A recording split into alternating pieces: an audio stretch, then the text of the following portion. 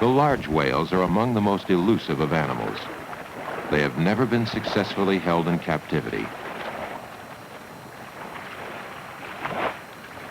People have ever even seen throat. What we know about these air-breathing, sea-dwelling mammals is not a lot, and most of it has been learned from jawbone of a sperm study have been made within the lifetime of Dr. McIntosh. But there is still much to be learned about the beasts. A life-size, 100-foot-long model of the huge blue whale, the details of its life are mysteries and may never be known. Because of man's predation, there are only 5,000 to 6,000 blue whales left in all oceans, and their fate is uncertain. Skeletons painstakingly pieced together sketch the evolution of the whale family, including the smaller dolphins and porpoises, from a small insect-eating land mammal, a common ancestor of whales and cows. Skeletons help us sort out the various species. They reveal vestiges of the limbs the whale's land-living ancestors possessed. But all this is a far cry from the living, breathing animal itself. Scientists have only lately been able to study living whales in a small way. If a 25-foot killer whale that eats between 300 and 400 pounds of fish a day can be considered small. Though they bear live young and suckle them, like all other mammals, whales have made extreme adaptations to life in the sea. Some of these can be observed at California's SeaWorld. The killer whale can hold its breath for 17 minutes, yet its blowhole, seen here in slow motion, can open to allow the animal to exhale and inhale and close again, all in less than 3/10 of a second. Its eyes are similar to man's, but with a flatter cornea, they may function as well underwater as out of it.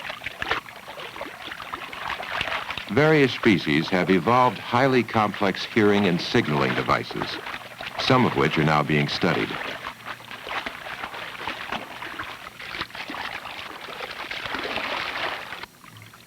All whales, big and small, have horizontal tail fins. This is opposite to fishes, whose vertical tail fins move from side to side, propelling them with each stroke. Only the upthrust of the tail fin gives a whale propulsion. The downstroke is a relaxed return. By this means, the killer whale can swim more than 20 miles per hour. The large pointed dorsal fin looks deadly, but it does not, despite legend, slit the bellies of the killer's prey. In whalers' stories and some serious literature, this large dolphin is painted as a bloodthirsty, insatiable monster. In captivity, it is generally docile, playful, and intelligent enough to cooperate in various scientific experiments.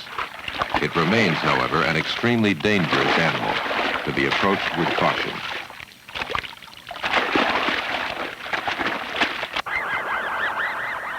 All whales seemed monsters once. Canst thou catch Leviathan with a hook, challenged the Old Testament with a fine contempt for puny man.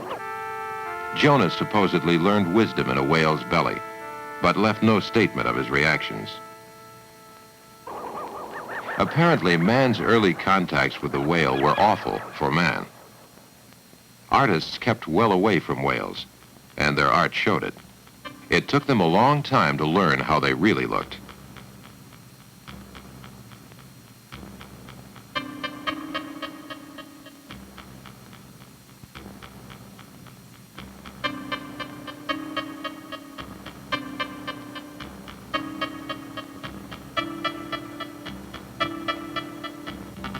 Gradually, whale portraits took a more realistic turn as men learned to hunt them successfully far from the European coast. It was the beginning of organized whaling, in which the animal is a cash crop harvested for profitable sale in a distant market. While commercial whalers overkilled a type of whale called the right whale and destroyed their own industry, primitive whaling, then and now, never threatened the survival of any species. primitive whaling is linked to the immediate needs of small communities. Among the Eskimos of Point Barrow, Alaska, April is called the moon for the beginning of whaling. Then the communities move with their open boats to the edge of the ice pack, knowing that the bowheads will pass near the coast in their annual migration. The hunt at the end of winter can be a life and death matter for the Eskimos. And it is a fairly even contest, since they cannot afford the sophisticated gear that makes whale hunting easy. Often a bowhead is taken in sight of land, not several, for the community can handle only one at a time. Its capabilities are about equal to its appetites.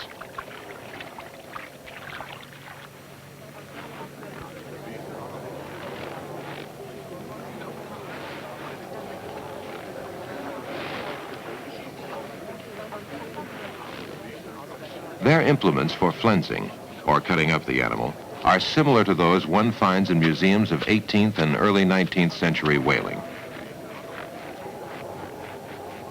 Virtually all of the whale is used, and most of it is eaten.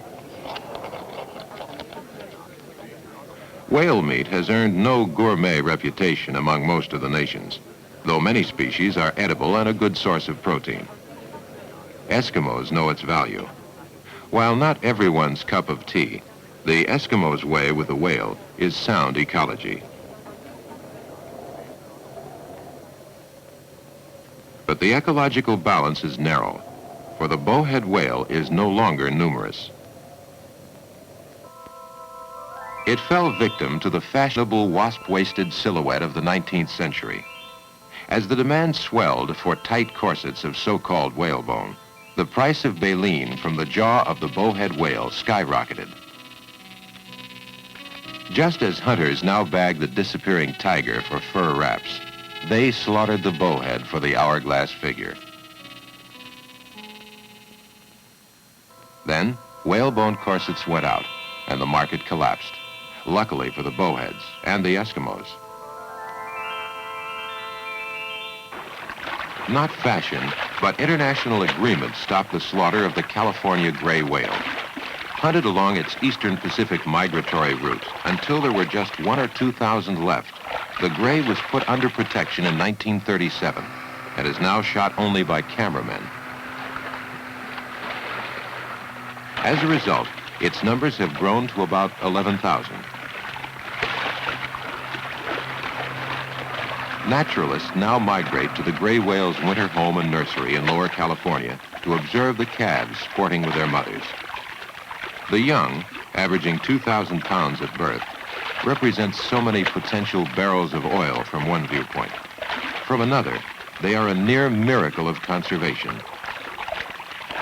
The gray is the only protected whale species so far to come back from the verge of extinction.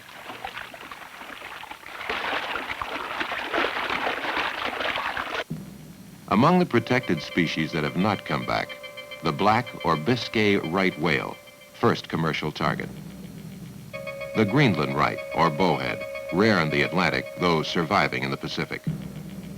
And two 20th century victims, the slow-moving, melodious humpback and the enormous blue, overkilled by the early 1960s, despite solemn warnings from biologists all over the world. Flotillas went to the Antarctic, as to war, to kill the blues. These scenes from an old Hollywood short subject record the destruction of an irreplaceable resource.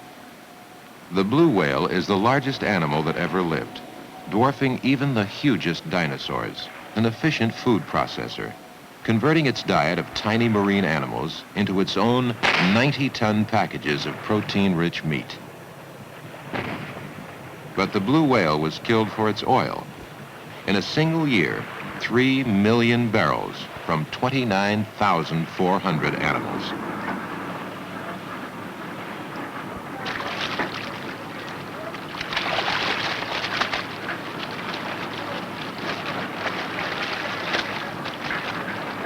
After many millions of years of survival, the blue whale was nearly wiped out in a generation.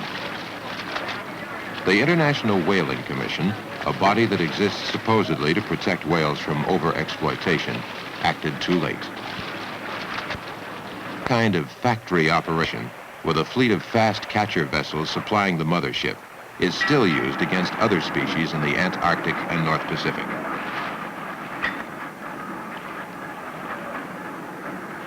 On the flensing deck of the factory ship, the camera recorded the scale of the beast compared to man.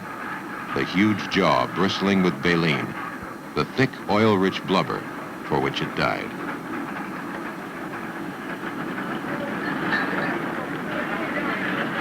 Hunted in rational numbers, the blue whale could have furnished protein to a hungry world forever. Now, for commercial purposes, it is an extinct animal. A dry-docked factory ship in the one-time whaling town of Sandefjord, Norway, is a more fitting memorial than the heroic statue across the harbor. This was a whaling capital when Norway led the world in deep-sea whaling. Now, the largest whales are gone. More whales have to be killed for less oil, and it is hardly profitable. The Norwegians have almost dropped out, leaving the Russians and the Japanese. Whaling accounts often slight the Japanese, whose tradition is as old as the Western one. The Japanese have always used every possible part of the whale for every possible purpose, including human consumption. A modern poster shows some of the products they make from baleen whales, which are the edible ones. The gamut runs from bacon and margarine to corsets and shoehorns. The toothed whales yield even more industrial products. Small wonder the Japanese are reluctant to stop, so long as there are any whales worth catching. How long will that be? Scientists in several countries serve as advisors to the International Whaling Commission, which decides how many whales can be taken each year. Ironically, scientists are dependent for laboratory specimens and raw data on the whaling industry itself. London biologist Ray Gamble has the cooperation of a shore-based whaling station in Durban, South Africa. Here, whaling is a rational, efficient enterprise with little left to chance. The vessels operate as much as 180 miles offshore, and a large part of their catch is in sperm whales. Herds live in these waters the year around, but they are not easy to find. Spotter aircraft flying up to 10 hours a day are the extra eyes of the whaling fleet. What is the weather where you are now? Beside the pilot sits the spotter, an experienced whaler. A lot of 20th century technology is brought to bear. Automatic controls free the pilot for navigation. Cruising at 500 feet in good weather, the spotter can pick out a whale's spout 8 miles away. There is no shout of "thar she blows." He simply radios the nearest catcher. Once spotted, the sperm whale's only defense is escape, and the boats are faster. When the whales die, sonar records the direction and depth of their soundings. The track angling to the right shows the path of the dive. The ship's movements are controlled by the sonar operator until she is right in among the whales. Now they are coming to the surface. The harpooner takes over.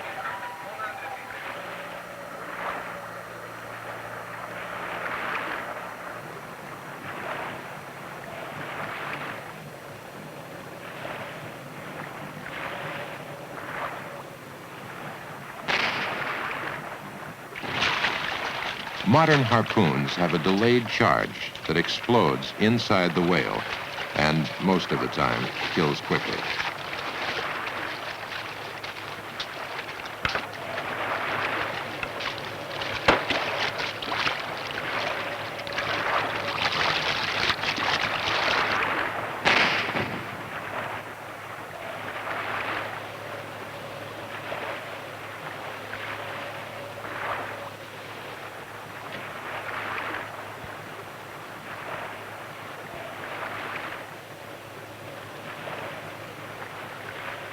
At present, as in the times of Moby Dick and the Great Yankee Fleet, sperm whales are the most hunted species.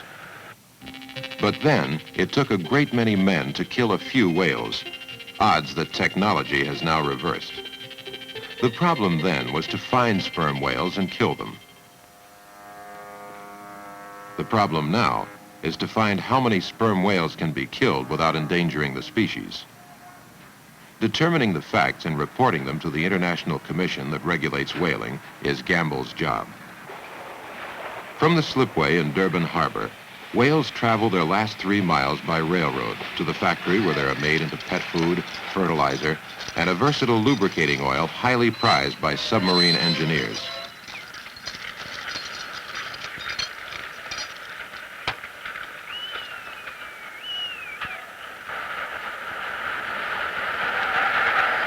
On the platform, the biologist must take his samples and his chances among the sharp flensing knives on the blood-slicked deck. Production doesn't slow down for science, although the ultimate fate of the sperm whale and of the industry depends on the accuracy of its findings. Gamble gets specimens from every whale during the half hour it takes to dismember it. Teeth are a prime target. Each sperm whale carries its life calendar there.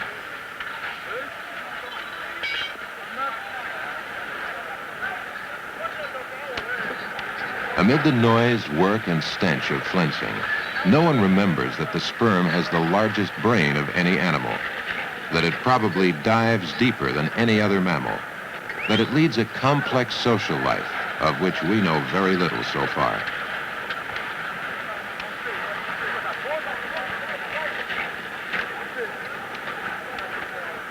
When a female has reached the right stage of dismemberment, Gamble cuts open and measures the mammary gland to determine whether it has recently suckled a calf. Raw material for the statistics of the reproductive cycle.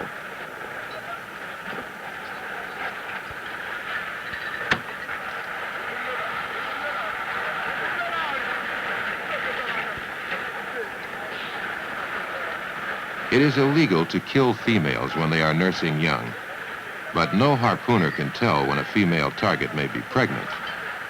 The discovery of fetuses is a fairly common occurrence. Sperm whales carry for 14.5 months. This fetus is 3 feet long and about 4 months old. 2 young males come off the flat car, about 15 years old, 37 feet long. Had they lived to full growth, they could have measured 55 feet. Whatever can be learned of a male's sexual past and one's potential future is hidden in the cells of the testes. It is important to know at what age the young males become active breeders, because this concerns the reproductive capacity of the species.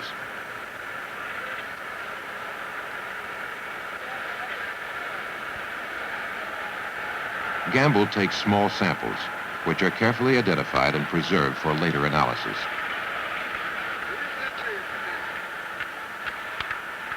Science, moving ahead on just a few slices, while it takes the entire animal to make oil and profits for industry.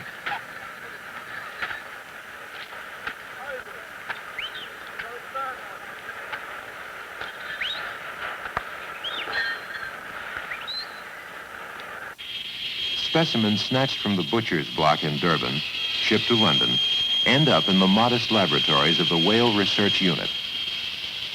The best way to determine the age of a toothed whale is by its teeth. The sperm whale tooth is composed largely of dentine, laid down in alternating lighter and darker layers. These bands are a record of the whale's growth. Sawed in two and soaked in dilute formic acid, the teeth show alternate ridges and grooves corresponding to the original layers. Whale biologists are now convinced that one layer is grown every year. Count the ridges, and you count the age of the animal, although nobody yet knows what causes the layering. When the age is known, it can be correlated with information derived from the soft parts of the animal, for example, the testes. Samples from Durban are embedded in wax and mounted on a microtome. Far sharper than a flensier's knife, the blade slices very thin sections, which are mounted on slides.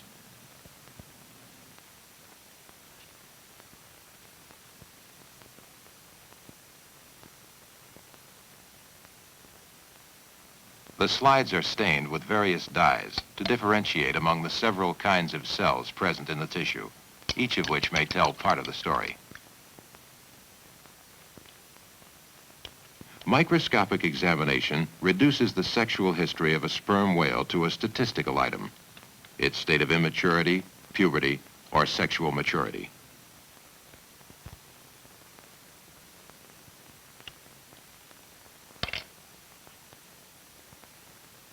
In this instance, the whale was fully mature. The tubules are filled with cells that were actively dividing to produce spermatozoa.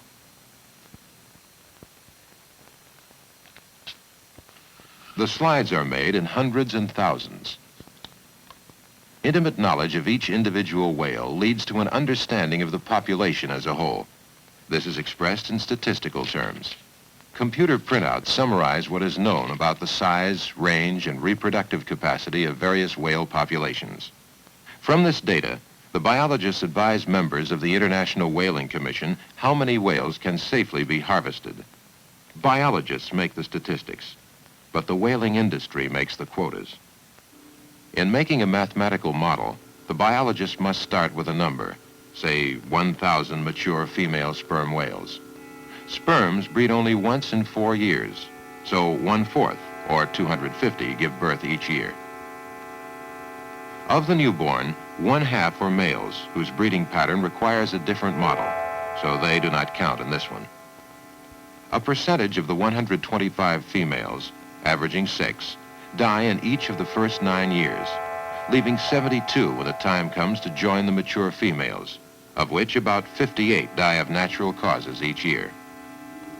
Since there are 72 replacements, the surplus is 14, the number per 1,000 whalers can take yearly without reducing the herd. By calculations like these, the whales survive or perish. Is there any reason other than profit to catch a whale? Perhaps not, so far as the people who catch them are concerned. But there is more potential profit for mankind in some sorts of whaling than in others.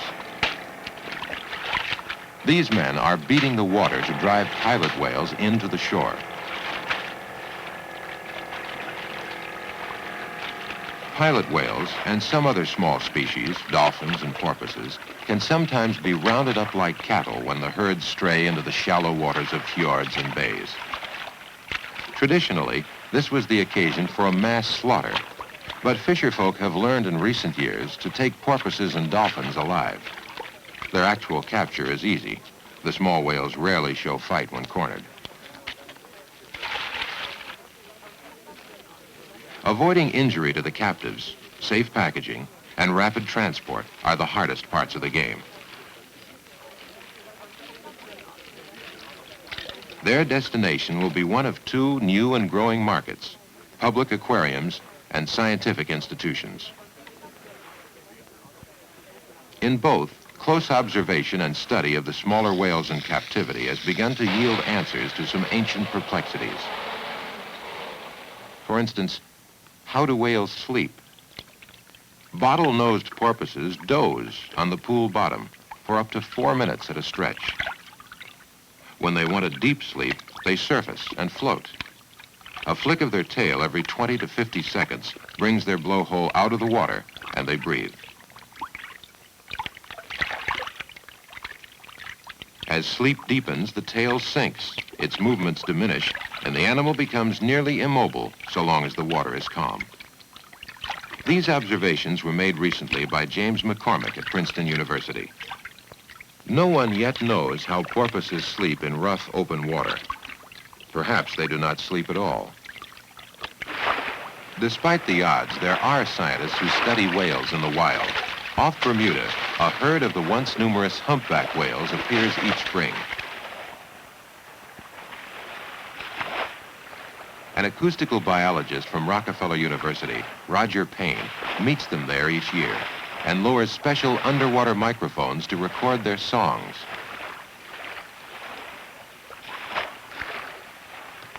Until a few years ago, it was believed that these 40 to 50-foot beasts were probably mute. In fact, they make some of the most extraordinary sounds known in the animal kingdom, though no one yet knows why they sing or even how.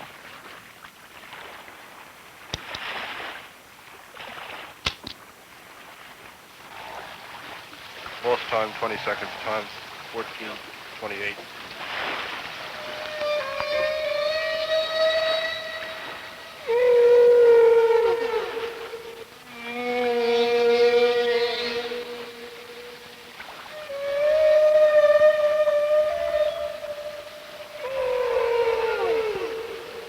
There is still much to be learned about whales, and perhaps even more to be learned from them, if they survive. Man is their only enemy.